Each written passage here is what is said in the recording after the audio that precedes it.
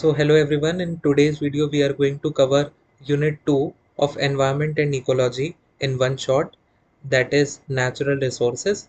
So let's get into it. पहला topic जो हमें इस चैप्टर में पढ़ना है that is what is a resource, मतलब नेचुरल रिसोर्सेज पहला टॉपिक है, but I am going to start with what actually is a resource because this can be asked in a 2 marker question about the resource. So resource is a supply from which a benefit is produced that has some utility. Resource वो चीज़ है जिसकी कुछ utility हो सके. और resources बहुत तरीके से क्लासिफाई किए जा सकते हैं. पहला बेसिस हो सकता है कि उनकी क्या क्या अवेलेबिलिटी है. तो ये सारी चीज़ें टर्म आती हैं रिसोर्स के अंदर. अब बात करते हैं नेचुरल रिसोर्स की. तो natural resource is anything obtained from the environment to satisfy human needs, and what they are classified into renewable as well as non-renewable resources. तो नेचुरल रिसोर्सेज के भी हम कैटेगरीज करेंगे, दैट इज रिन्यूएबल. रिन्यूएबल मतलब जिसे हम recharge कर सकते हैं, रिप्लेनिशेबल. एंड नॉन रिन्यूएबल का मतलब जिसे हम रिचार्ज नहीं कर सकते, ऑब्टेन नहीं कर सकते एक बार ख़त्म होने के बाद. And that are non renewable means non replenishable resources. So दोनों renewable as well as non renewable resources ही नेचुरल रिसोर्सेज के टाइप्स हैं. बस फ़र्क इतना है कि रिन्यूएबल एक बार ख़त्म होने पर हम उसे दोबारा इजीली रिप्लेनिश कर सकते हैं, ऑब्टेन कर सकते हैं, बट नॉन रिन्यूएबल रिसोर्सेज में ऐसा नहीं कर सकते. आगे जाके हम रिसोर्सेज के बारे में और पढ़ेंगे. They can be classified as actual or potential resource. जैसे मैंने आपको बताया कि रिसोर्सेज हों तो वो बहुत सारे बेसिस पे उनका क्लासिफिकेशन हम कर सकते हैं कि उनका कहाँ ओरिजिन हुआ, वो बायोटिक हैं या वो एबायोटिक हैं, और on the basis of their distribution and what not. But इस यूनिट में स्पेशली हमें रिसोर्सेज के 2 टाइप पढ़ने, that is natural resources and man made resources, और फिर उनके अंदर भी हम सब क्लासिफिकेशन देखेंगे.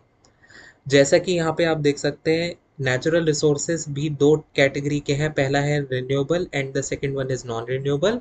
और ह्यूमन रिसोर्सेज की यदि हम बात करें तो they are structural and institution and quantity and quality. मतलब पहला मैंने आपको बताया कि रिसोर्स किसे कहते हैं भाई, जिसकी कोई यूटिलिटी हो, है ना, तो उसे हम रिसोर्स कहते हैं. बट ह्यूमन रिसोर्सेज हालांकि वो ह्यूमन मेड हैं, बट उनकी भी कुछ यूटिलिटी है. जैसे वो क्वांटिटी या क्वालिटी में भी हम उसको क्लासिफाई कर सकते हैं, या स्ट्रक्चर्स या इंस्टीट्यूशन के बेसिस पर भी हम उन्हें क्लासिफाई कर सकते हैं.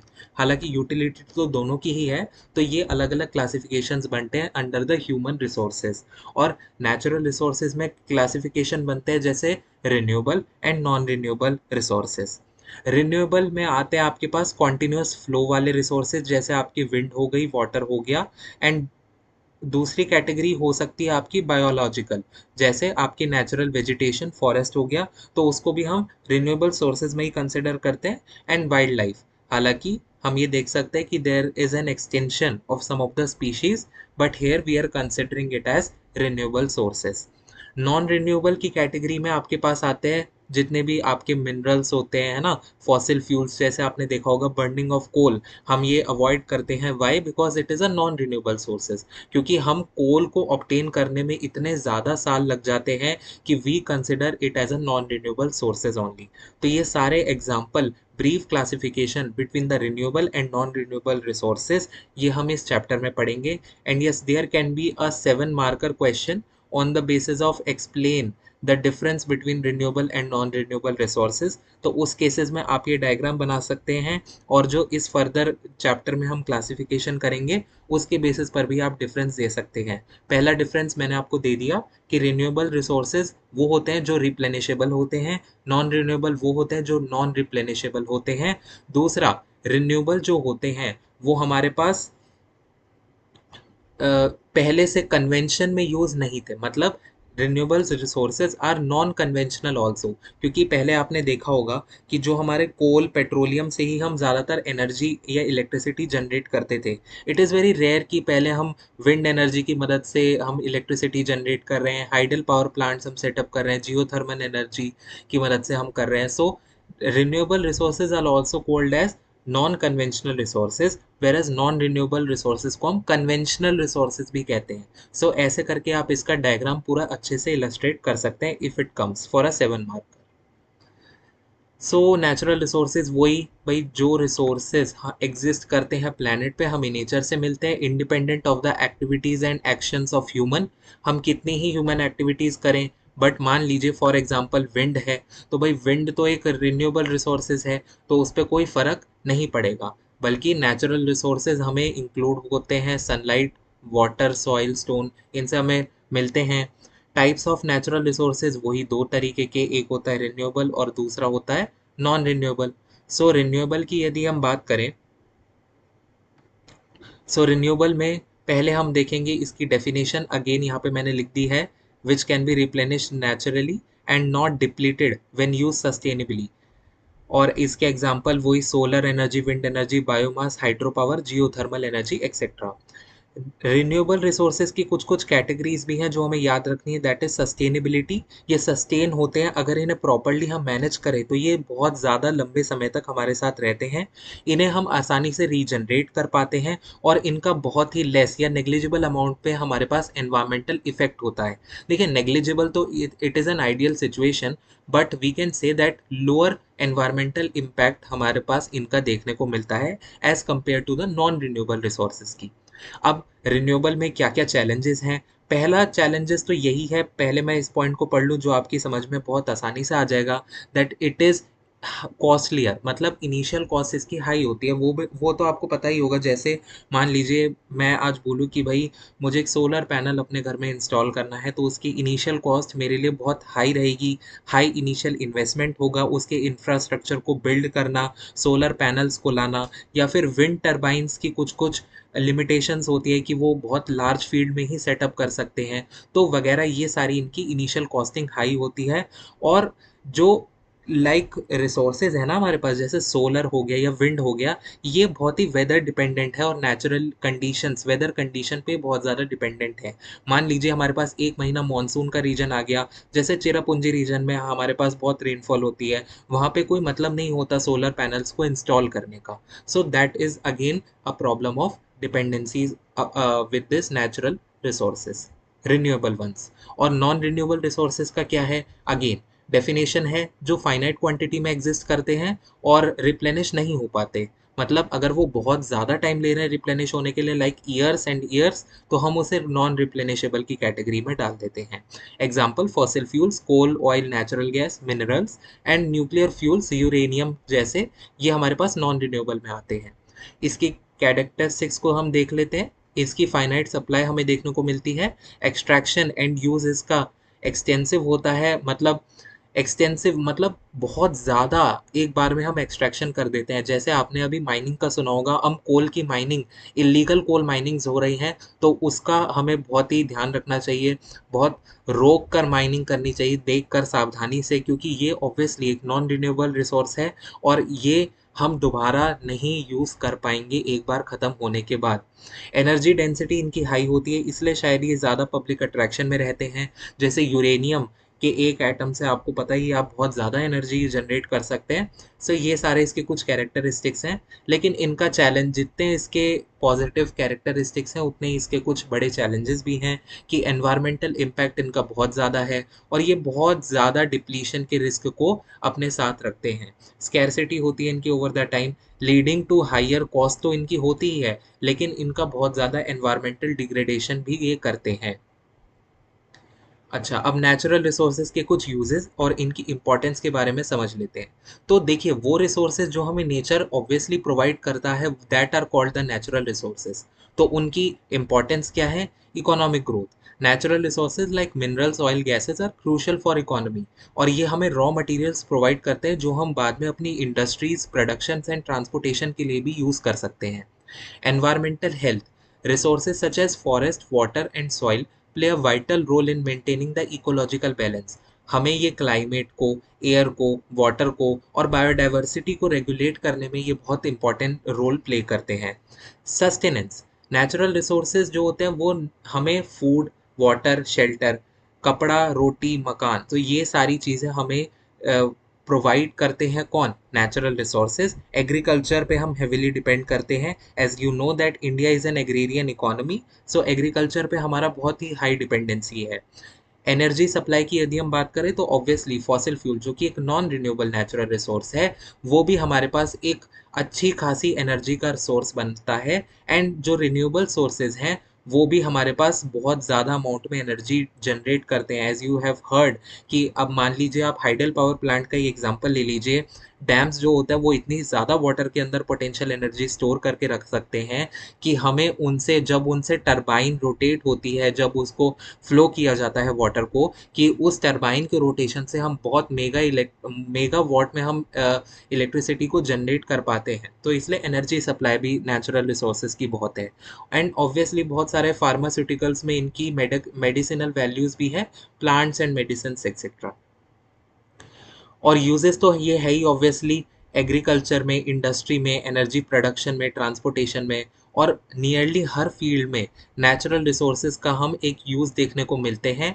तो एग्रीकल्चर में तो आपको पता ही है, सॉइल, वाटर, सनलाइट एसेंशियल है ग्रोइंग क्रॉप के लिए।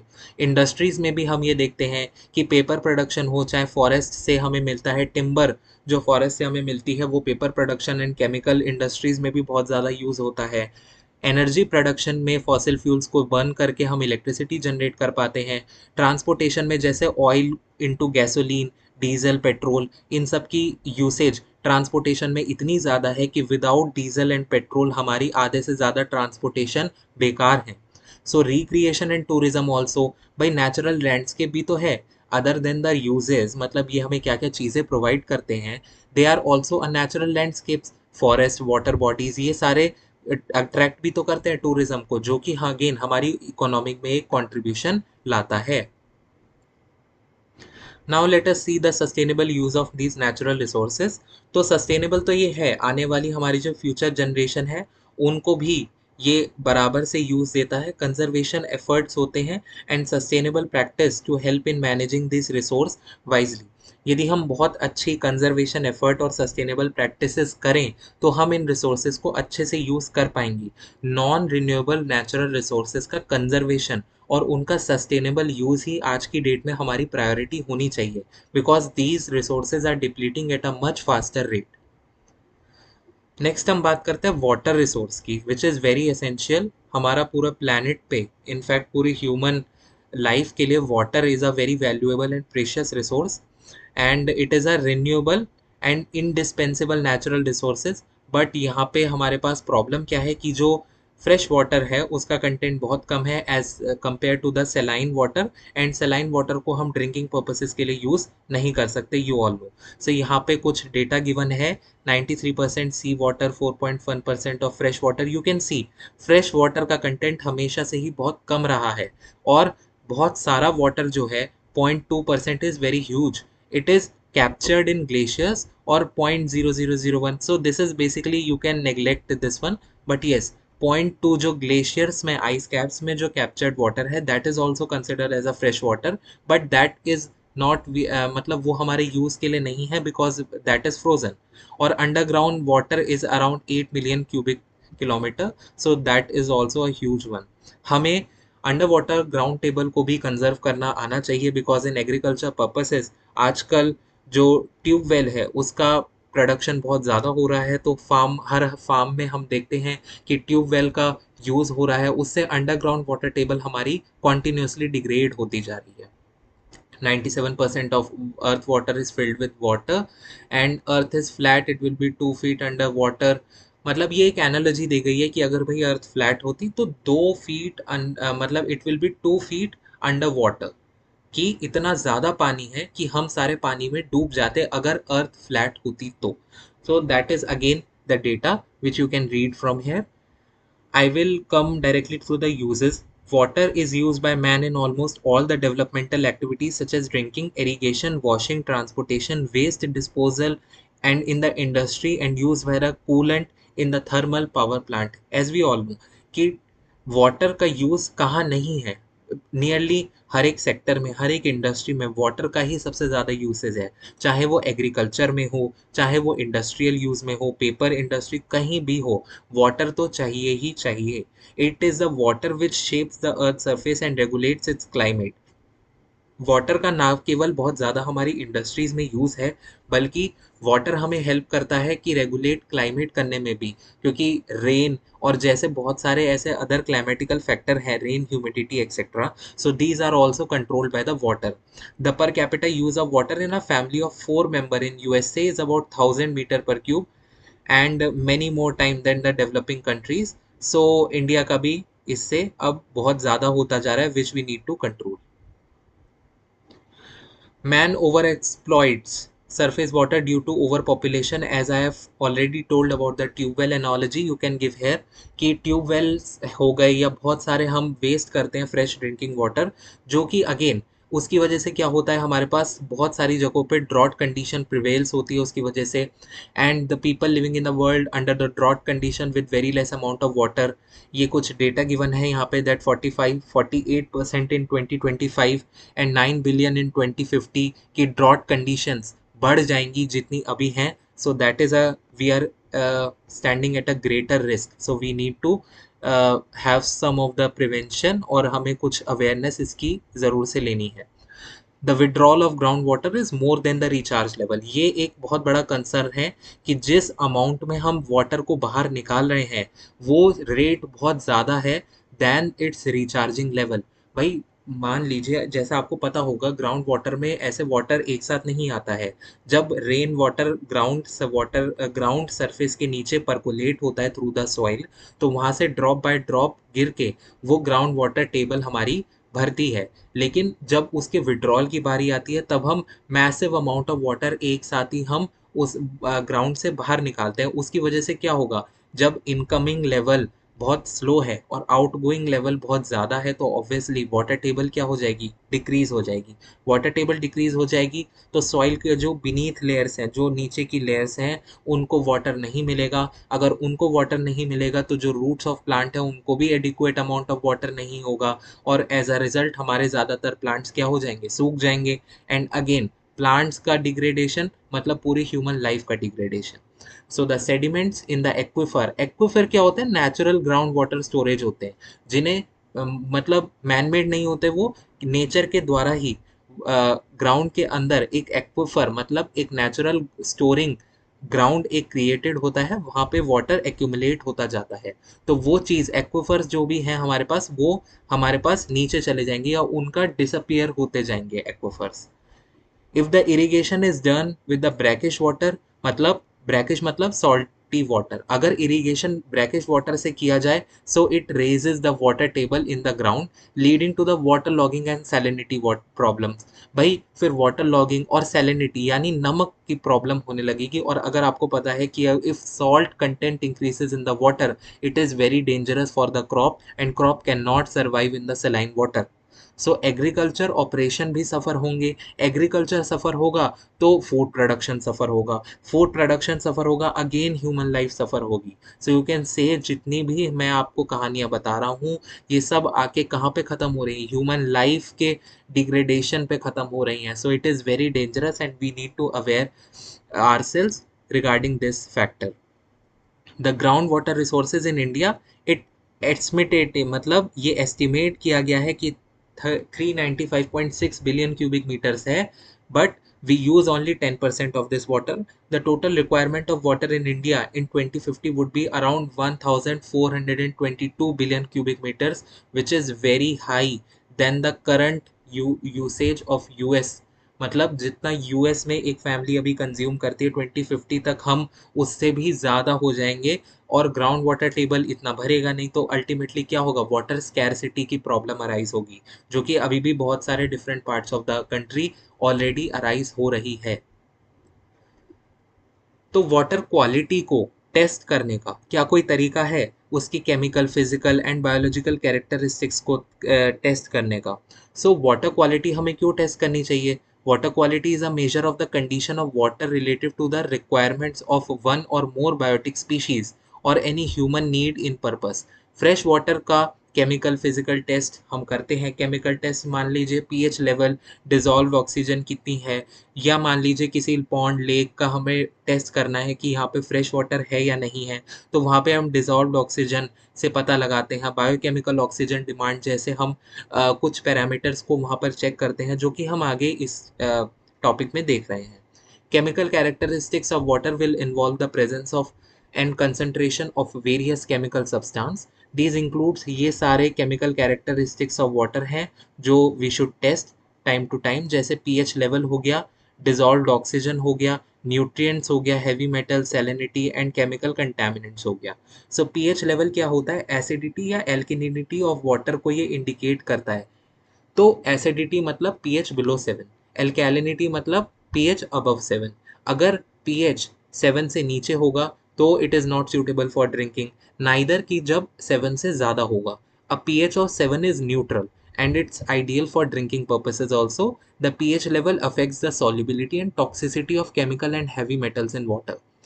डिजॉल्व ऑक्सीजन क्या होता है कि कितना ऑक्सीजन डिजॉल्व है एक्वेटिक ऑर्गेनिज्म जो सरवाइव कर रहे हैं वाटर के अंदर, उनके लिए कितना पानी में ऑक्सीजन डिजॉल्व है।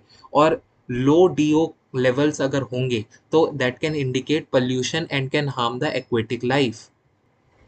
Next we talk about the nutrients. Nutrients में यदि नाइट्रेट्स एंड फॉस्फेट्स की कंसंट्रेशन प्लांट में ज़्यादा हो जाए तो वो भी एडवर्सली इफेक्ट कर सकते हैं प्लांट ग्रोथ को। Excessive nutrient can lead to eutrophication. अब यूट्रोफिकेशन यहाँ पे एक बहुत ही इंपॉर्टेंट टॉपिक है जो आपकी स्पेशली 7 मार्कर में भी पूछा जा सकता है। So let me explain eutrophication here only. Eutrophication होता क्या है? एक्सेसिव अमाउंट ऑफ न्यूट्रिएंट्स जब वाटर में आ जाते हैं तो उससे भी वाटर की क्वालिटी पर क्या होता है? डिग्रेड होने लगता है वाटर। जैसे मान लीजिए एक लेक है, उसके साइड में ही एक फार्म है। फार्म से जो पानी आता है जो लेक में जाके मिलता है, उसमें बहुत सारे फर्टिलाइजर पेस्टिसाइड जो भी फार्म में यूज हुए हैं वो भी साथ में पानी में बहकर उस पॉन्ड में आ गए। अब उस पॉन्ड में क्या है तो उसकी क्वालिटी क्या हो गई? पूरी तरह से डिग्रेड हो गई। अब यदि उसकी क्वालिटी डिग्रेड हो गई तो उसमें जो पॉन्ड में पहले से जो एक्वेटिक लाइफ है वो सफ़र करेगी। अब वो तो सफ़र करेगी, लेकिन उससे क्या होता है कि यदि excessive amount of fertiliser water में प्रेजेंट होते हैं तो वो बाकी स्पीशीज़ के लिए तो हानिकारक है, लेकिन जो ग्रीन एल्गे होती है, ब्लू एल्गे, उसके लिए ये फर्टिलाइज़र एज अ ब्लूम का काम करते हैं। इसलिए हम कहते हैं यूट्रोफिकेशन के कारण एल्गल ब्लूम होता है। एल्गल ब्लूम का मतलब जैसे ही वो केमिकल फर्टिलाइज़र का पानी पॉन्ड में एंटर होगा, उसके कारण जितनी भी एल्गे होगी पानी में वो ब्लूम करेगी, एकदम से वो इतनी ज़्यादा रिप्लेनिश करेगी कि वो पूरे वाटर के अबव सरफेस को घेर लेगी। अगर वो पूरे मतलब वाटर के ऊपर पूरे सरफेस पे अगर एल्गे जम गई तो सनलाइट एंटर नहीं कर पाएगी वाटर के नीचे वाले सेक्शंस में। यदि वो एंटर नहीं कर पाई तो जितने भी जू प्लैंक्टॉन्स हैं एंड बाकी के जो अदर प्लांट्स एंड एनिमल्स हैं जो कि सर्वाइव कर रहे हैं, उनको एडिक्वेट अमाउंट ऑफ सनलाइट यदि नहीं मिली तो नीचे की पूरी एक्वेटिक लाइफ मर जाएगी। अगर वो मर जाएगी तो वहाँ से फिर उनका डिकम्पोजिशन होगा, और वो डिकम्पोजिशन होगा तो अल्टीमेटली क्या होगा? पूरी की पूरी वाटर क्वालिटी जो होगी वो डिग्रेड हो जाएगी। सो आप देख सकते हैं कैसे यूट्रोफिकेशन से एल्गल ब्लूम हुआ, और एल्गल ब्लूम के कारण पूरी की पूरी जो एक्वेटिक लाइफ है वो डिस्ट्रॉय हो गई। तो यहाँ पे लिखा भी है कि ये यूट्रोफिकेशन क्या कॉज करता है? एल्गल ब्लूम एंड ऑक्सीजन का डिप्लीशन कॉज करता है। क्योंकि ऑक्सीजन डिप्लीशन कैसे? क्योंकि यदि जब वो एक्वेटिक लाइफ पूरी अंदर की मर जाएगी तो उनकी बॉडी के डिकम्पोजिशन के लिए बहुत ज़्यादा ऑक्सीजन चाहिए होगा बैक्टीरियाज को। और अगर उन्हें बहुत ज़्यादा ऑक्सीजन डिमांड करेंगे वो बहुत ज़्यादा, तो ऑब्वियसली क्या मुझे बताइए कि तब डीओ की लेवल कम हो जाएगा? बिल्कुल हो जाएगा। डीओ का लेवल अपने आप कम हो जाएगा भाई। डिजॉल्व ऑक्सीजन तो पानी में कम हो जाएगा ना, क्योंकि बहुत सारे बैक्टीरिया ऑक्सीजन का डिमांड कर रहे हैं, तो ऑटोमेटिकली जितना ऑक्सीजन पहले से प्रेजेंट था पानी में वो कम हो जाएगा। तो उसकी वजह से बायोकेमिकल ऑक्सीजन डिमांड बढ़ जाएगी। अब ये बायोकेमिकल ऑक्सीजन डिमांड क्या है ये हम आगे देखते हैं। तो इतनी आपको कहानी समझ में आई। यूट्रोफिकेशन आएगा, so you must write these 3 terms. Eutrophication क्या होता है एक्सप्लेन करिए, एल्गल ब्लूम एक्सप्लेन करिएगा, उसके बाद ऑक्सीजन डिप्लीशन होता है, उससे कैसे डिजॉल्व्ड ऑक्सीजन पानी का वो कम होता है, उसके बाद आप समझाएंगे कि कैसे बायोकेमिकल ऑक्सीजन डिमांड फिर वाटर में बढ़ जाता है, उससे पानी की क्वालिटी डिग्रेड हो जाती है। खैर, तो पहले अब बात करते हैं हैवी मेटल्स की। तो heavy metals like mercury, arsenic and cadmium, हम बात करेंगे फ्लोराइड एंड आर्सेनिक कंसंट्रेशन की भी, कि उनका कंसंट्रेशन अगर पानी में ज़्यादा हो जाए तो वो भी कैसे डेंजरस होता है। सैलिनिटी, ऑब्वियसली यू नो कि सैलिनिटी अफेक्ट करती है वाटर की क्वालिटी को इरिगेशन में भी। And chemical contaminants, herbicides, pesticides, इसका एक्सेसिव यूज़ भी हमारे लिए और हमारी क्रॉप्स के लिए भी बहुत ज़्यादा घातक होता है। फिजिकल कैरेक्टरिस्टिक्स की यदि हम बात करें तो पानी की फिजिकल कैरेक्टरिस्टिक्स जो है वो फिजिकल प्रॉपर्टीज से, उनकी और अपीयरेंस से रिलेटेड हो रही है।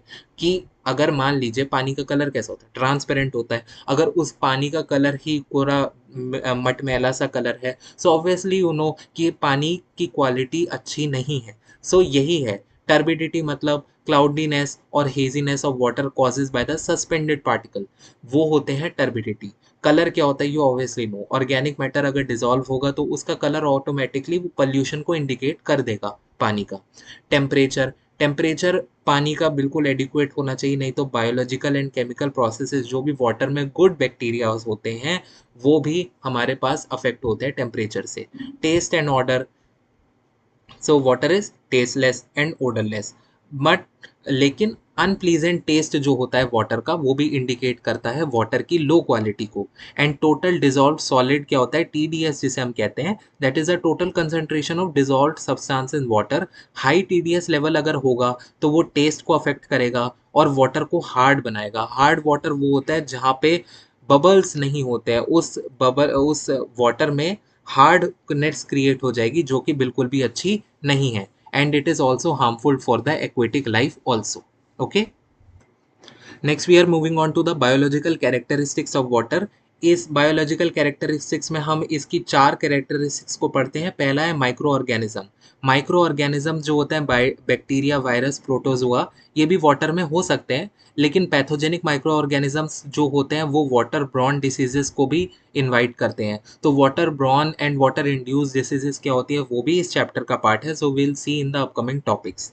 एल्गे क्या होता है, एल्गे नेचुरल पार्ट होता है एक्वेटिक इकोसिस्टम का। वो आप देखेंगे ज़्यादातर तालाबों में, झीलों में, जो ऊपर की परत होती है वाटर की वो ऑटोमेटिकली एल्गे से कवर होती है, तो it is a natural part. लेकिन अगर उसकी एक्सेसिव ग्रोथ हो जाए, जैसे मैंने आपको बताया यूट्रोफिकेशन में एल्गल ब्लूम होता है, उससे टॉक्सिन्स प्रोड्यूस हो सकते हैं और deplete oxygen in the water. वही यूट्रोफिकेशन का प्रोसेस फिर आगे कंटिन्यू होता है। बायो इंडिकेटर्स क्या होते हैं, बायो इंडिकेटर्स मान लीजिए कि अगर आपके पास कोई एक फ्रेश वाटर है, तो फ्रेश वाटर में जो भी आपके पास जो फिशेस होंगी वो फ्रेश वाटर के हिसाब की होंगी। लेकिन अगर मान लीजिए उसी वाटर का जो क्वालिटी है वो बाद में डिग्रेड हो गया, so you won't find any of the fishes in that water. ये होता ही है, फ्रेश वाटर में मछलियाँ आती हैं और जो पानी फ्रेश नहीं होता उसमें मछलियाँ इन जनरली नहीं होती। लेकिन अगेन मछलियों की भी बहुत सारी स्पीशीज़ होती हैं। कुछ स्पेसिफिक अगर स्पीशीज़ हमें मछली उसमें पानी में दिखाई दे रही हैं, इसका मतलब ये है कि ये वाटर फ्रेश है। लेकिन अगर कुछ पर्टिकुलर स्पीशीज़ जो ऑब्वियसली गंदे पानी में रहती हैं, अगर वो हमें पानी में दिखाई दे रही हैं, तो इसका मतलब पानी पॉल्यूटेड है। सो बायोकेमिकल ऑक्सीजन डिमांड इसकी लास्ट कैरेक्टरिस्टिक्स है। ये क्या होता है, it measure the amount of oxygen required by the micro organisms to decompose the organic matter. अब आपको समझ में आ रहा होगा, जब हम यूट्रोफिकेशन का प्रोसेस डिस्कस कर रहे थे उसमें एल्गल ब्लूम हुआ था। एल्गल ब्लूम के बाद बॉडी जो डेड प्लांट्स एंड एनिमल्स की जो बॉडी थी उनको डिकम्पोज करने के लिए ज़्यादा से ज़्यादा ऑक्सीजन माइक्रो ऑर्गेनिजम्स और बैक्टीरिया को चाहिए था। तो वो जितना ऑक्सीजन उनको डिमांड कर रहे हैं, वो जितने ऑक्सीजन की डिमांड कर रहे हैं to decompose their bodies is known as the biochemical oxygen demand. और हाई बीओडी का लेवल इंडिकेट कर सकता है organic pollution. Obviously high DO का लेवल इंडिकेट करता है वाटर की फ्रेशनेस और हाई बीओडी लेवल इंडिकेट करता है वाटर का पोल्यूशन। सो ये बहुत ध्यान से आप याद रखिएगा कि डीओ अलग है और बीओडी अलग है। इम्पॉर्टेंस क्या है भाई, हम क्यों वाटर की क्वालिटी को मॉनिटर करें। ऑब्वियसली अगर हमें अपनी हेल्थ सही रखनी है तो हमें वाटर की क्वालिटी पर भी ध्यान देना होगा। हमें एनवायरमेंटल प्रोटेक्शन के लिए भी वाटर की क्वालिटी को रेगुलेट और ध्यान देना पड़ेगा। हमें इंश्योर करना पड़ेगा कि जो वाटर की क्वालिटी है वो स्टैंडर्ड्स को मीट करे, मतलब जो भी हमने स्टैंडर्ड सेट करे गए हैं, स्टैंडर्ड यानी कि फ्लोराइड की कंसंट्रेशन इतनी ही होनी चाहिए, लेड की इससे ज़्यादा नहीं होनी चाहिए वाटर में, नहीं तो वो हार्मफुल होगा, नहीं तो फ्लोराइड अगर ज़्यादा हो गया तो फ्लोरोसिस हो सकता है, and so many other factors and standards which we have already set, तो उनको वो मीट करना चाहिए। रिसोर्सेज की मैनेजमेंट के लिए भी हमें वाटर की क्वालिटी को कॉन्टिन्यूसली मॉनिटर करना चाहिए। नाउ अब दो टर्म्स है जिसमें बहुत कंफ्यूजन होता है, and obviously it is very very important for your 7 marker question, so please understand it. Water borne diseases क्या होती हैं एंड वाटर इंड्यूस डिसीजेस क्या होती हैं। वाटर ब्रॉन डिसीजेस होती हैं पैथोजेनिक माइक्रो ऑर्गेनिज्म के कारण, point number 1, pathogenic micro organism के कारण जो they and that are transmitted through the contaminated water. Contaminated water यानी पल्यूटेड वाटर से जो ट्रांसमिटेड होते हैं पैथोजेनिक माइक्रो ऑर्गेनिज्म, उनके कारण डिसीजेस को कहते हैं वाटर ब्रॉन डिसीजेस। अब वाटर ब्रॉन डिसीजेस के कितने टाइप्स होते हैं, मतलब डिसीजेस क्या क्या होती हैं जो इस कैटेगरी में आती हैं, कोलेरा, टाइफाइड फीवर, डिजेंट्री हो सकता है, हेपेटाइटिस ए हो सकता है।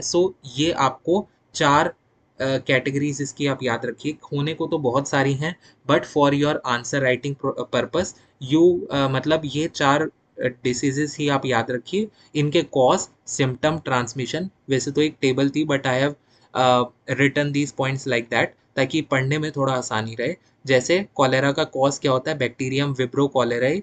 सिम्टम होता है इसका severe diarrhoea, dehydration and vomiting. इसका ट्रांसमिशन होता है कंटेमिनेटेड वाटर से, जैसा पहले भी देखा। प्रिवेंशन क्या है, साफ पानी, प्रॉपर सैनिटेशन और हाइजीन की प्रैक्टिसेस से हम कॉलेरा से बच सकते हैं। ऐसे ही टाइफाइड में भी इसके कॉज करने वाला सैल्मोनेला टाइफी नाम का बैक्टीरियम है। इनके सिम्टम्स क्या है कि भाई पेन होगा, बुखार होगा, stomach pain, appetite, loss of appetite हो जाएगा। Then transmission, consumed contamination of water, मतलब ट्रांसमिशन तो आप मान के चलिए कि सब में कंटेमिनेशन ऑफ वाटर ही है, क्योंकि ये वाटर ब्रॉन डिसीजेस किससे होती है, कंटेमिनेटेड वाटर के ट्रांसमिशन से ही जो बैक्टीरियाज होते हैं उनसे होती है। अब हर एक डिसीज किसी एक अलग बैक्टीरिया के कारण होती है, तो वो बैक्टीरिया का नाम आपको याद रखना है। प्रिवेंशन भी इस चारों में सेम है, that is safe drinking water. स्वच्छता रखिए तो इस वाटर ब्रॉन डिसीजेस से हम बच सकते हैं, एंड प्रॉपर हाइजीन प्रैक्टिसेस से भी।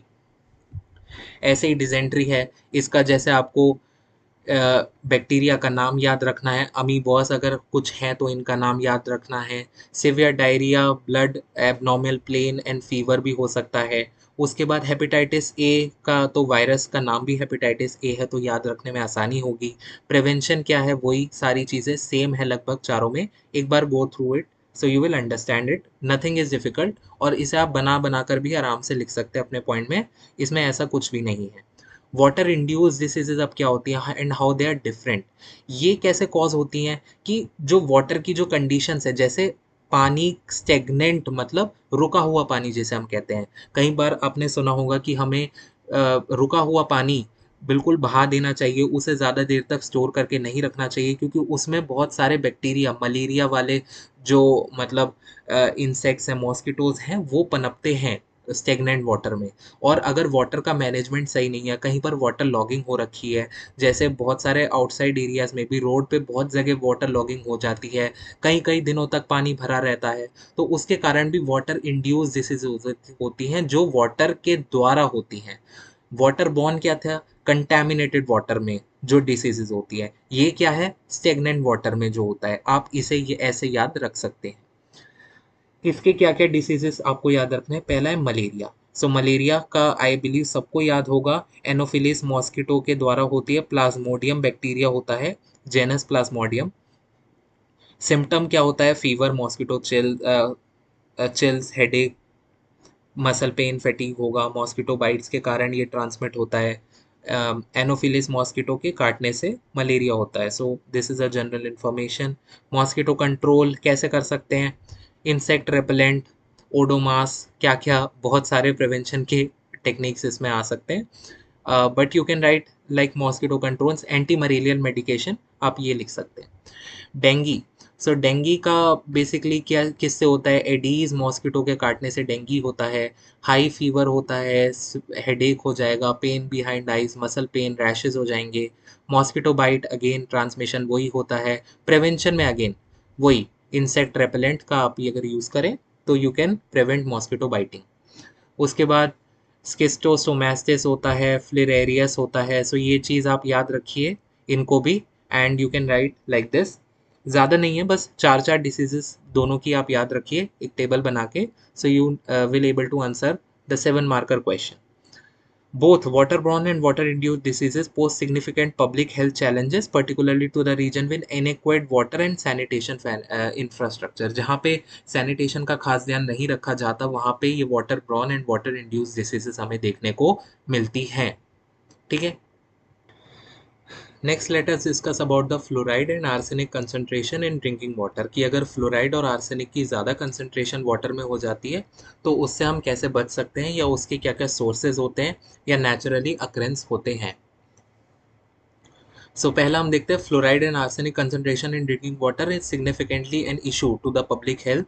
इसके सोर्सेज क्या क्या हो सकते हैं, कि फ्लोराइड कहाँ प्रेजेंट होता है, बेसिकली अर्थ के क्रस्ट में पाया जाता है और ये ग्राउंड वाटर के थ्रू पर्कुलेट हो जाता है and it is release into the environment through the industrial process. जैसे आप ट्यूबवेल का कंसंट्रेशन देख सकते हैं, उससे जो पानी आता है वो भी ग्राउंड वाटर से ही आ रहा है। तो अगर ग्राउंड वाटर में फ्लोराइड प्रेजेंट है तो ऑब्वियसली वो ह्यूमन यूज़ में फिर वो पानी आ जाता है। हेल्थ इफेक्ट क्या क्या हो सकते हैं, डेंटल फ्लोरोसिस हो सकता है। फ्लोरोसिस कैसा दिखता है, मैंने ये इमेज एक ऐड कर सकती है, ये है बिल्कुल इनिशियल स्टेज फ्लोरोसिस की जहाँ पे थोड़ा थोड़ा डिप्लीशन आपको देखने को मिलेगा। मॉडरेट फ्लोरोसिस में थोड़े थोड़े आपके पेल पड़ने लगेंगे आपके टीथ, एंड सिवियर फ्लोरोसिस में कंडीशन कुछ ऐसी हो जाएगी। Then there are dental fluorosis also, skeletal fluorosis भी हो सकता है। ग्लोबल इम्पैक्ट कहाँ पर होता है, India, China and various part of Africa में ये देखा जाता है। In India alone millions of people are at risk of fluorosis केवल इसी वजह से। Next we are seeing arsenic, अगर ड्रिंकिंग वाटर में ज़्यादा प्रेजेंट हो तो आप देख सकते हैं कि क्या क्या हेल्थ इफेक्ट आते हैं। पहले हम देखते हैं आर्सेनिक पाया कहाँ जाता है, तो नेचुरली अकरिंग एलिमेंट है, अर्थ क्रस्ट में भी फाउंड होता है और ये ड्रिंकिंग वाटर में वैसे ही प्रेजेंट कर सकता है जैसे आपका फ्लोरोसिस एंटर होता है, नेचुरल डिपॉजिट से या फिर एग्रीकल्चर या इंडस्ट्रियल एक्टिविटीज से। ग्राउंड वाटर की कंटेमिनेशन अगर आर्सेनिक से हो जाती है तो वो बहुत सारे रीजन्स को अफेक्ट करता है, जैसे Bangladesh, India and various part of south east Asia. Health effects भी बहुत सीवियर होते हैं आर्सेनिक के। आर्सेनोकॉइस हो सकता है, क्रोनिक एक्सपोजर टू आर्सेनिक, जब बहुत ज़्यादा आर्सेनिक का स्किन से एक्सपोजर हो जाता है तब कुछ ऐसी कंडीशन हमें देखने को मिलती है which is very severe and dangerous. Pigmentation होने लगता है, थिकनिंग ऑफ स्किन होने लगती है, हाइपर केराटोसिस इस कंडीशन को बोलते हैं which is a part of arsenicosis. So ये भी है। अदर हेल्थ इश्यूज भी हो सकते हैं लॉन्ग टर्म, अगर आर्सेनिक से एक्सपोजर करा तो कार्डियोवैस्कुलर डिसीजेस का भी खतरा रहता है, न्यूट्रोटॉक्सिसिटी और डायबिटीज़ का भी खतरा रहता है। ग्लोबल इम्पैक्ट बहुत ज़्यादा है, WHO की गाइडलाइंस के हिसाब से 10 माइक्रोग्राम पर लीटर से ज़्यादा आर्सेनिक अगर वाटर में प्रेजेंट है so it has dangers and health problems हो सकते हैं। ये जो ज़्यादा हमारे पास आर्सेनिक और फ्लोराइड की कंसंट्रेशन है, इनको कम करने का या इनको सही करने का क्या सॉल्यूशंस और मिटिगेशन के प्रैक्टिसेस हैं जो हमें अपनाने चाहिए। पहला है रेगुलर टेस्टिंग एंड मॉनिटरिंग। यदि हम वाटर की रेगुलर टेस्टिंग एंड मॉनिटरिंग करेंगे तो जहाँ भी फ्लोराइड या आर्सेनिक की कंसंट्रेशन हमें ज़्यादा देखने को मिलेगी वहाँ से हमें पहले ही डिटेक्ट कर पाएंगे और उसके यूज़ से पहले ही हम उसको प्रिवेंट कर पाएंगे। देन ट्रीटमेंट टेक्नोलॉजीज़ हैं, बहुत सारी मेथोडोलॉजीज़ जो हैं वो रिड्यूस कर सकती है आर्सेनिक के एंड फ्लोराइड के ड्रिंकिंग वाटर को। जैसे बहुत सारे फ़िल्टर्स होते हैं for fluoride and arsenic filters, तो उनसे भी हम इनके लेवल्स को बहुत हद तक कम कर पाते हैं। जैसे एग्जाम्पल्स के तौर पे एक्टिवेटेड एलुमिना फिल्टर्स होते हैं, रिवर्स ऑस्मोसिस के प्रोसेस होते हैं, कोएगुलेशन फिल्ट्रेशन होते हैं। तो इन प्रोसेस के बारे में भी आप थोड़ा थोड़ा लिख सकते हैं if it comes for a 7 marker. इसके सॉल्यूशंस एंड मिटिगेशन के टॉपिक के अंदर इन तीनों प्रोसेसेस को, रिवर्स ऑस्मोसिस को, कोएगुलेशन फिल्टर की कैसे फिल्टर के थ्रू वाटर पास हो रहा है वगैरह को आप एक्सप्लेन कर सकते हैं। वैसे मुझे लगता है जहाँ तक इसकी ज़रूरत होगी नहीं। कम्युनिटी बेस्ड सोल्यूशन भी हो सकते हैं, जैसे आप रेन वाटर हार्वेस्टिंग करें। क्यों आप चाहते हैं कि हम ग्राउंड वाटर से ही सारा वाटर यूज़ में लाएं, क्यों ना हम रेन वाटर हार्वेस्टिंग के थ्रू कुछ वाटर सेव कर पाएँ और उसे अपने ऑल्टरनेटिव यूजेस में ला पाएँ वाटर को, ताकि उससे वाटर की स्कैरसिटी की प्रॉब्लम भी कम हो और हमारी ये आर्सेनिक एंड सल्फर की फ्लोराइड की कंसंट्रेशन का भी प्रॉब्लम का सॉल्यूशन बन जाए। पॉलिसीज़ एंड अवेयरनेस होनी चाहिए, गवर्नमेंट्स एंड इंटरनेशनल ऑर्गेनाइजेशन को एनफोर्स करना चाहिए बहुत सारी रेगुलेटरी कंप्लायंसेस जिनके थ्रू हम पब्लिक अवेयरनेस कैंपेन चला पाएँ। वो कम्युनिटीज़ को एजुकेट करने में हेल्प करेगा और रिस्क से प्रिवेंशन करने के लिए वो जितने भी मेजर्स होंगे वो लोग वो फिर वो ले पाएंगे। Ensuring safe drinking water is a crucial step in providing the improving the public health and quality in the affected regions. So that is all in the migration and in the mitigation and solution. Mineral resources. अब mineral क्या होते हैं? Mineral basically naturally occurring elements होते हैं जिनकी एक definite chemical composition and physical properties होती हैं। तो एग्जाम्पल आपने देखा होगा, क्वार्ट्ज हो गया, क्ले हो गया, फ्लेट्सपार हो गया, ये सारे किसकी कैटेगरी में आता है? मिनरल होते हैं ये सारे। और नॉन रिन्यूएबल नेचुरल रिसोर्सेज ये तो होते ही हैं, पहले हम देख चुके हैं। There are thousands of mineral in the world और एक नेशन की इकोनॉमी उसके मिनरल्स पर ही बहुत ज़्यादा डिपेंड करती है। और ये इतना दे रखा है कि ब्रोंज एज, आयरन एज और आज के तौर पे हम कितना मिनरल्स को एक्सट्रैक्ट कर पाते हैं। Minerals are mainly for inorganic origin but coal, petroleum and amber are the organic origin. कुछ मिनरल्स इनऑर्गेनिक होते हैं, कुछ ऑर्गेनिक होते हैं। Various example you can quote. Industrialisation, over population से क्या हुआ हमारे पास?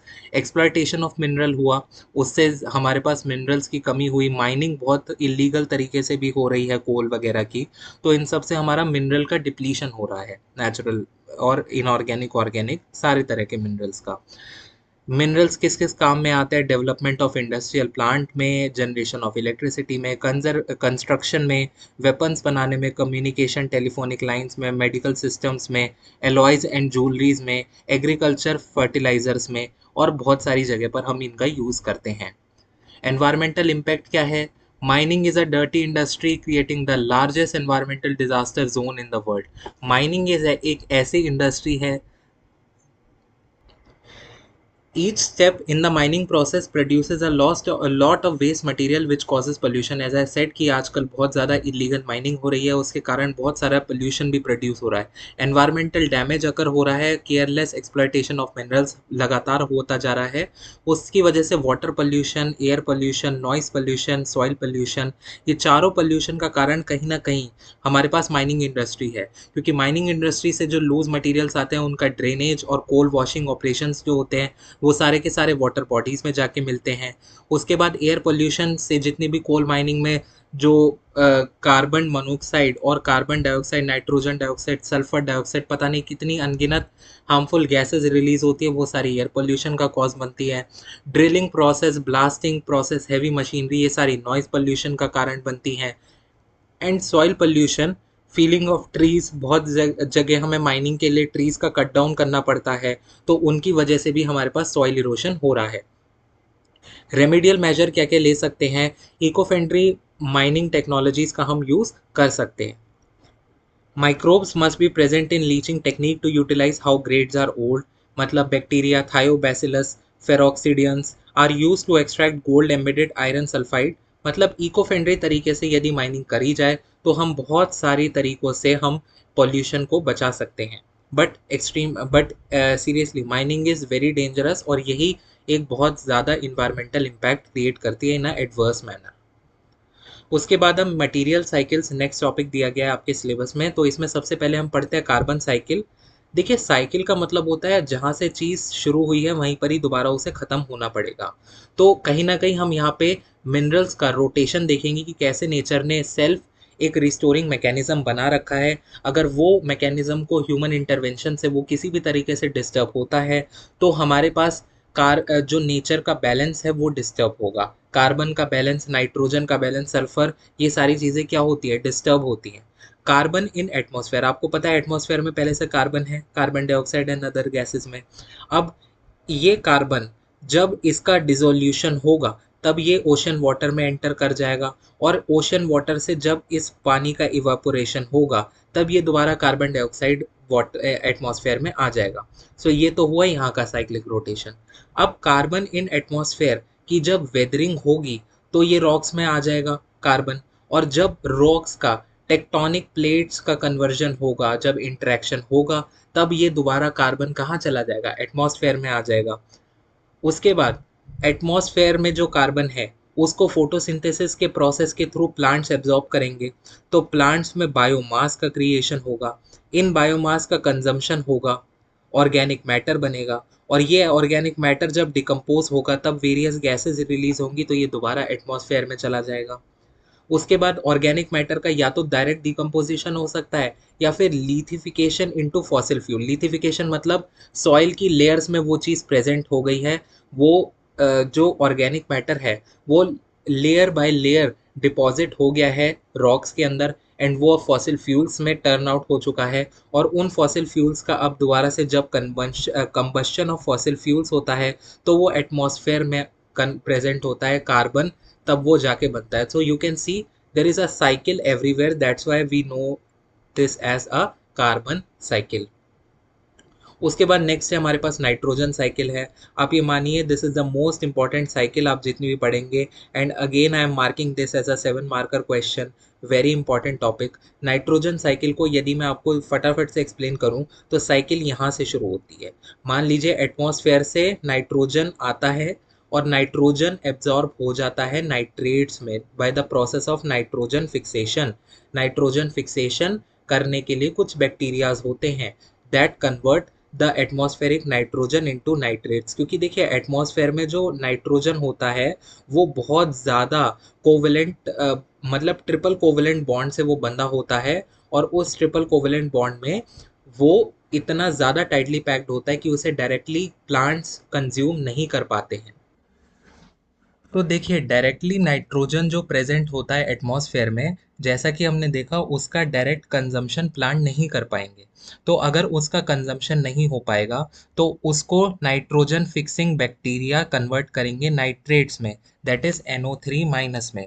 और ये NO3- जो बना है ये एब्जॉर्ब कर लिया जाएगा by the roots of the plant by the colonised bacteria.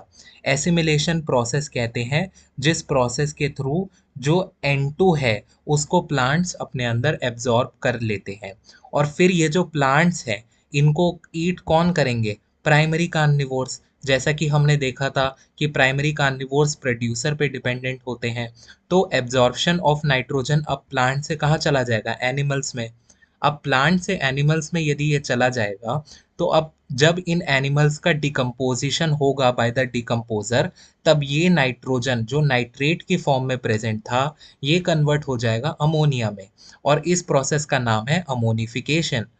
और ये जो अमोनिया है अब ये नाइट्रीफाइंग बैक्टीरिया के थ्रू कन्वर्ट हो जाएगा अगेन नाइट्राइट में, नाइट्राइट इसे कहते हैं नाइट्राइट में, NO2-।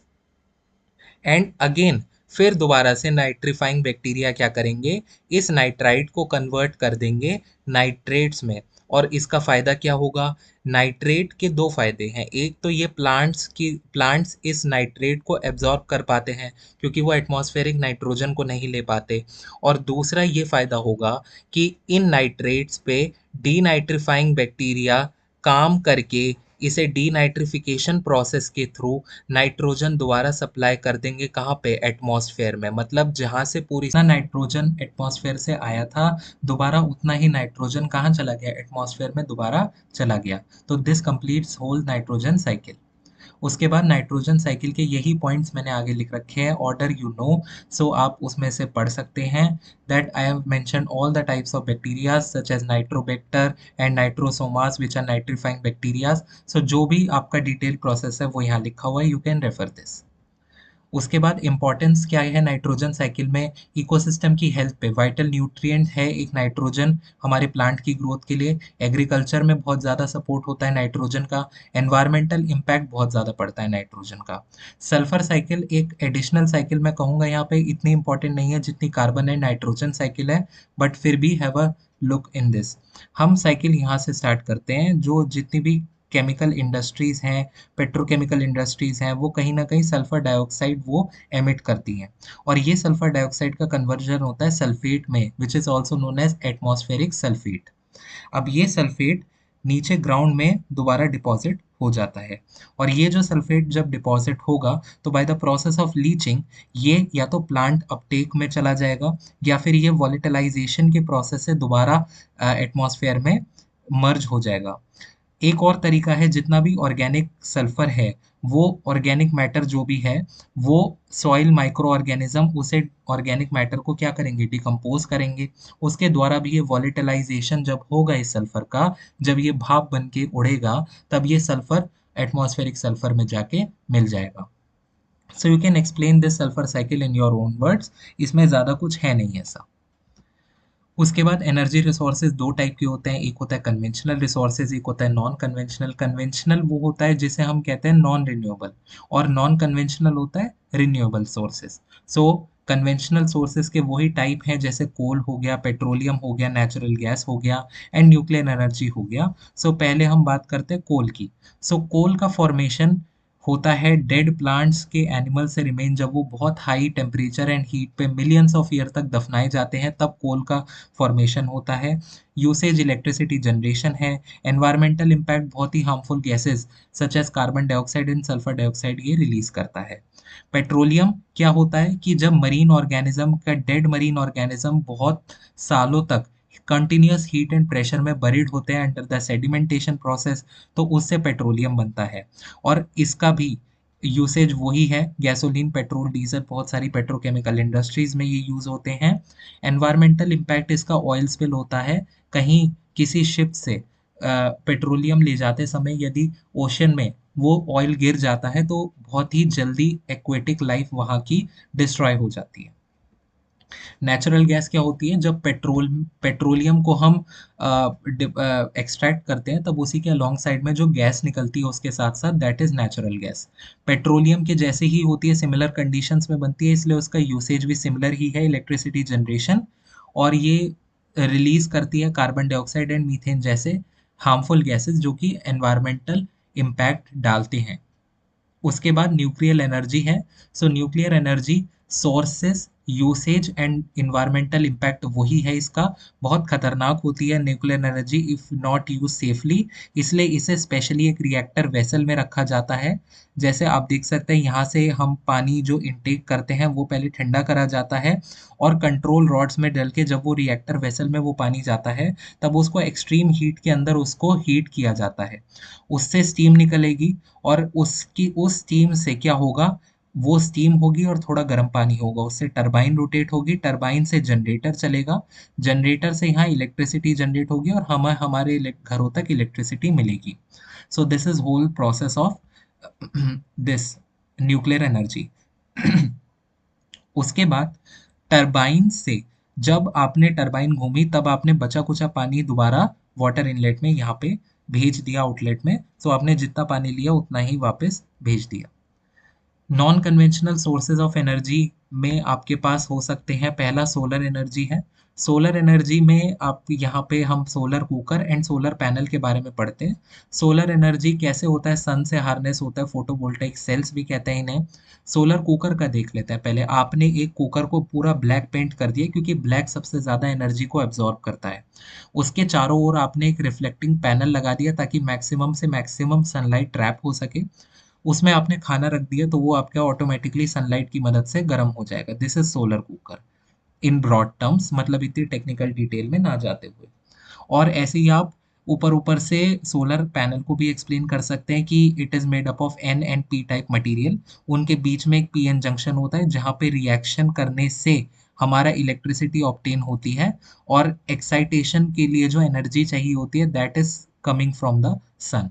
तो ऐसे बिना इलेक्ट्रिसिटी के हम, बिना किसी अदर सोर्सेस के हम इलेक्ट्रिसिटी जनरेट कर पाते हैं। ऐसे ही विंड एनर्जी है। विंड एनर्जी में भी टरबाइन रोटेट होंगे, तो विंड मिल का मैंने तो यहाँ पे पूरा अ, अंदर से दिखा दिया एकदम, gear box, transmission, generator, rotor blades, है ना, टावर एंड केबल्स वगैरह। लेकिन आप सिंपली एक विंड मिल्स भी बना सकते हैं, बट हाँ ये ज़रूर शो कर दीजिएगा कि कैसे ट्रांसफार्मर स्टेशन तक इलेक्ट्रिसिटी कैसे जनरेट होती है along with the help of cables. So this is the wind mills. Hydro power भी कुछ ऐसा ही है। Hydro power is generated by flowing water की जो एनर्जी से जो हम पावर जनरेट करते हैं दैट इज हाइड्रो पावर। इसके लिए इलेक्ट्रिसिटी जनरेशन ही इसका यूसेज है। रिन्यूएबल सोर्स है, लेकिन ये इकोसिस्टम के लिए डेंजरस है क्योंकि हमें बहुत सारे ट्रीज का कट डाउन करना पड़ता है, अगेन डिफोरेस्टेशन होती है। अब यहाँ पे रिजर्वायर बहुत एक हाइट पर स्टोर है, तो ऑब्वियसली जो वाटर है उसकी खूब पोटेंशियल एनर्जी होगी। अब ये धीरे धीरे करके हम प्रेशर टनल के थ्रू इस वाटर को लाते हैं। अब प्रेशर टनल में अगर वाटर ज़्यादा हो गया तो ये सर्ज टैंक में भर जाएगा, क्योंकि हम दोबारा उस वाटर को रिजर्वायर में नहीं भर सकते, इसलिए हमने एक बीच में एक सर्ज टैंक क्रिएट करा है to store the excessive water. और यहाँ पर हमने एक वेल्व हाउस लगाया है जो ये कंट्रोल करेगा कि प्रेशर कब नीडेड है वाटर का और कब नहीं है। जब ये वेल्व हाउस में वेल्व ओपन होंगे तब पेन स्टॉक के थ्रू ये वाटर फ्लो होकर नीचे जाएगा along the power house. Penstock क्या होता है, वो एक पाइप होता है जिसमें वाटर काइनेटिक एनर्जी जनरेट करता है, फ्लो करता है। पावर हाउस में आपके पास टरबाइन बनी हुई है, वो टरबाइन काइनेटिक एनर्जी ऑफ पानी के कारण घूमेगा, और टेल रेस मतलब यहाँ पे पानी आपका छोड़ दिया जाएगा। तो यहाँ से पानी आपने स्टोर करा था और यहाँ पे फिर आपने टेल रेस के थ्रू मतलब पानी मतलब छोड़ दिया, मतलब नीचे की तालाबों में, नदियों में। That is tail race. Biomass energy यहाँ पे इंपॉर्टेंट हो जाता है क्योंकि बायोमास एनर्जी के साथ आपका गोबर गैस प्लांट का कंसेप्ट आता है। So this is important and obviously you can ask it for the 7 marks. So it is derived from the organic material such as plants and animal waste. Renewable source of energy है, बहुत सारे इसके positive advantage हैं, such as ये renewable है, इसका carbon से कोई लेना देना नहीं है, तो कार्बन न्यूट्रल है। तो मतलब कार्बन डाइऑक्साइड रिलीज होती है बायोमास के कंजम्पशन में, लेकिन वो एब्जॉर्ब भी हो जाती है जैसे बायोमास का ग्रोथ होता है। तो वेस्ट रिडक्शन भी बहुत हद तक ये करता है। सोर्सेज कहाँ कहाँ से बायोमास हमें मिलेगा, पहले तो एनिमल के मेन्योर से, काउ डंग से एक्सेट्रा वहां से मिल जाएगा, फॉरेस्ट्री के रिड्यूस से मिल जाएगा, industrial waste, municipal solid waste वगैरह से। चैलेंजेस क्या होते हैं इसके, बहुत सारे चैलेंजेस होते हैं भाई। कंपीट ये डिफॉरेस्टेशन को पहले तो ये कारण बन सकता है क्योंकि बायोमास का प्लांट सेटअप करना ही एक डिफॉरेस्टेशन को इनवाइट कर सकता है। उसके बाद एमिशंस होता है कि क्लीन फॉसिल फ्यूल का तो एमिशन होता है, बट बहुत सारे other pollutants and particulate matter भी ये प्रोड्यूस कर सकता है बायोगैस का प्रोडक्शन, इसलिए इसके थोड़े से लिमिटेशंस भी हैं। बहुत सारे एडवांटेजेस हैं लेकिन तभी हम इसे वाइडली यूज कर रहे हैं। बायोमास एनर्जी मतलब कैसे जनरेट होती है, वही बायोगैस प्लांट, और इसको गोबर गैस प्लांट भी कहते हैं, तो AKTU में किसी भी नाम से पूछा जा सकता है। प्रोसेसेस जो होते हैं, क्या होता है बेसिकली इसमें, एनारोबिक डाइजेशन होता है, बायोगैस का कलेक्शन होता है और स्लरी का यूटिलाइजेशन होता है। अभी देखेंगे प्लांट में कैसे सारी चीजें वर्क करती हैं। ऐसे कंपोनेंट्स हैं, एक डाइजेस्टर होगा जहाँ पे ये पूरा प्रोसेस अकर होगा, एक होल्डर होगा जो गैस बनेगी उसको होल्ड करने के लिए, और इनलेट आउटलेट पाइप्स भी होंगे। एडवांटेजेस वही हैं जो बायोमास के थे कि रिन्यूएबल है, वेस्ट मैनेजमेंट करता है, एनवायरमेंटल बेनिफिट्स हैं इसके, और कुछ एप्लीकेशंस हैं जैसे हाउस होल्ड के यूसेस के लिए। बायोगैस जो होती है वो कुकिंग पर्पसेस के लिए भी यूज करी जाती है इन द रूरल एरियाज, तो हाउस होल्ड यूज के लिए भी है, electricity generation and agriculture use के लिए भी ये यूज किया जाता है। ये आप डायग्राम दे सकते हैं बायोगैस प्लांट या गोबर गैस प्लांट का, दिस इज वेरी इंपॉर्टेंट। ये आपकी स्लरी है, स्लरी आप मान सकते हैं काउ डंग प्लस वाटर को मिला के हमने स्लरी बना दी, उस स्लरी को भेज दिया हमने डिकम्पोजिशन टैंक में। यहाँ पे जो मैं आपको बता रहा था डाइजेस्टर टैंक इसी को ही कहते हैं, ये वाला, जहाँ पे आपकी पूरी स्लरी आती है। So I mark it with this this one, ये जो पूरा है ये आपका डाइजेस्टर टैंक कहलाता है। उसके बाद यहाँ पे क्या होता है, डिकम्पोजिशन प्रोसेस अकर होता है यहाँ पे, और जो बचा कुचा मेन्योर है वो जाके यहाँ पे आप यूज कर सकते हैं, खाद की तरह ही यूज हो सकता है प्लांट की, मतलब बहुत सारे सॉइल्स की क्वालिटी को इम्प्रूव करने के लिए एज अ मेन्योर ये यूज किया जा सकता है। और जो हमारा आउटकम था, मतलब जिसके लिए हमने पूरा प्लांट सेटअप करा था बायोगैस के लिए, वो एक आउटलेट के थ्रू कलेक्ट कर ली जाती है और फिर वो रेजिडेंट्स में भेज दी जाती है, रेजिडेंशियल एरियाज में। कुछ और भी non conventional sources of energy हैं जैसे geothermal energy, tidal and wave energy, इतनी इंपॉर्टेंट नहीं है बट जस्ट आपको पता होना चाहिए कि ये होता क्या है। Let us understand them with the help of this diagram. भाई जियोथर्मल एनर्जी क्या है, नीचे अर्थ के मान लीजिए यहाँ पानी है, यहाँ पे बहुत पानी क्योंकि प्री हीटेड वाटर होता है अर्थ के टेम्परेचर के कारण, यहाँ से पानी आया और इस पानी ने मदद करा टरबाइन को घुमाने में क्योंकि ये steam hot water pressure temperature के कारण टरबाइन घूमी। जब ये पानी ठंडा हो गया तब ये दोबारा आपने अर्थ के नीचे सेंड कर दिया। तो आपने मिनिमल यूटिलाइजेशन किया वाटर का। इस टरबाइन की मदद से आपका जनरेटर चला तो इससे आपको इलेक्ट्रिसिटी मिली। ठीक है। So this is all about the geothermal energy. लेकिन इसकी एक सबसे बड़ी लिमिटेशन ये है कि ऐसी जगह ढूंढना बहुत मुश्किल है जहाँ पे आप इतना लंबा होल कर पाएं, क्योंकि अर्थ के नीचे बहुत गरम गरम रॉक्स होती हैं एंड बहुत मतलब कह सकते हैं अनइवन सरफेस होता है। तो उस सरफेस में आपको एक पूरा ऐसे एक्विफर मिलना गर्म पानी का, that is very risky and very hard to get. ठीक है। तो यही एक लिमिटेशन है जियोथर्मल एनर्जी की, कि ये लोकलाइज्ड है। यहाँ पर भी आप देख सकते हैं इट इज लोकेशन स्पेसिफिक, यहाँ लिखा हुआ है इट इज लोकेशन स्पेसिफिक। तो यही एक इसका डिसएडवांटेज है।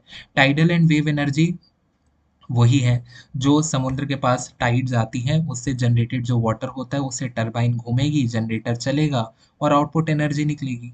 इतना कॉम्प्लेक्स डायग्राम आप ना भी बना पाए, so just understand this simple concept. उसके बाद एक लास्ट टॉपिक है आपका फॉरेस्ट रिसोर्सेज एंड डिफॉरेस्टेशन। तो यहाँ से फॉरेस्ट रिसोर्सेज पर तो नहीं, बट हाँ डिफॉरेस्टेशन पे एकेटीयू ने एक बार 2022-3 में ये 7 मार्कर क्वेश्चन पूछ रखा है एकेटीयू ने। सो फॉरेस्ट रिसोर्सेज देख लेते हैं। आप सबको पता ही है कि फॉरेस्ट एक इम्पॉर्टेंट रिन्यूएबल नेचुरल रिसोर्सेज है।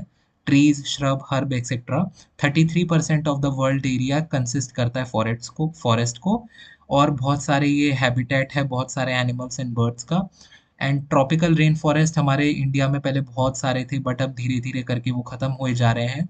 जहाँ मिलते हैं ट्रॉपिकल रेन फॉरेस्ट वो है 30 डिग्री नॉर्थ लैटिट्यूड से 30 डिग्री साउथ तक। ऐसे आप लोकेशन इसकी देख सकते हैं। वैसे इतना इंपॉर्टेंट नहीं है, मेन है कि क्या क्या यूजेस हैं फॉरेस्ट के, तो वो आपको लिखने को आ सकता है।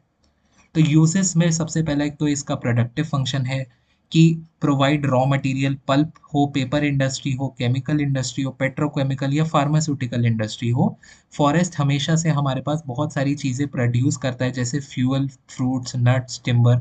बहुत सारी ऐसे वैल्यूएबल रिसोर्सेज प्रोड्यूस कर सकता है जो हम ह्यूमंस के लिए प्रोड्यूस करना नेक्स्ट टू इम्पॉसिबल है।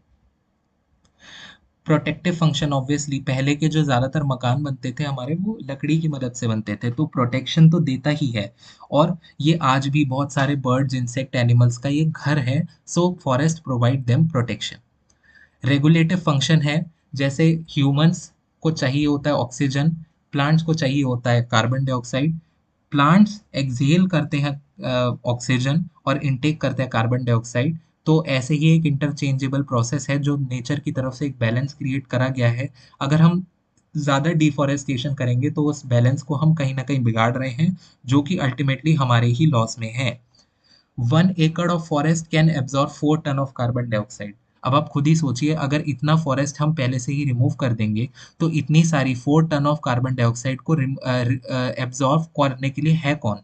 कोई भी नहीं है। तो इसलिए फॉरेस्ट बहुत एक इम्पॉर्टेंट रिसोर्स है।